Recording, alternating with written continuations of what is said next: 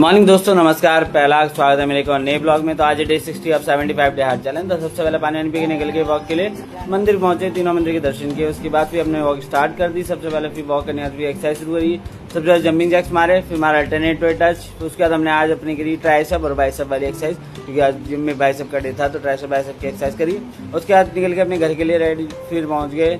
Total 3.8 kilometre की walk करी थी। उसके बाद नहा धो के रेडी हुए, बुक पड़ी। बुक पढ़ने के अपना नाश्ते बनी थी आज चने की सब्जी रोटी और अपनी ग्रीन टी पी के निकल गए अपने ऑफिस पहुंच के दिन भर काम वाम निपटाया। फिर सब लोगों ने साथ में किया था लंच। साथ में लंच वंच करने का फिर शाम को काम वाम निपटा के अपने घर को वापसी चले गए। घर पहुंच के फिर थोड़ी देर रेस्ट किया। उसके वापस से मिलने के बाद फिर अपना निकल गए जिम के लिए। जिम पहुंच के अपनी वार्म के साथ शुरुआत करी। सबसे पहले जंपिंग जैक्स, उसके 100 डेप्रेशन, फिर उसके बाद हमारे हाइड्रीज की एक्सरसाइज, इसके भी 100 डेप्रेशन किए। उसके बाद हमने करी एप्स की वर्कआउट। तो पहले लेट के करी, फिर उसके बाद बेंच पे बैठ के हमने एप्स की वर्कआउट मारी। उसके बाद अपने वार्म अप को किया खत्म।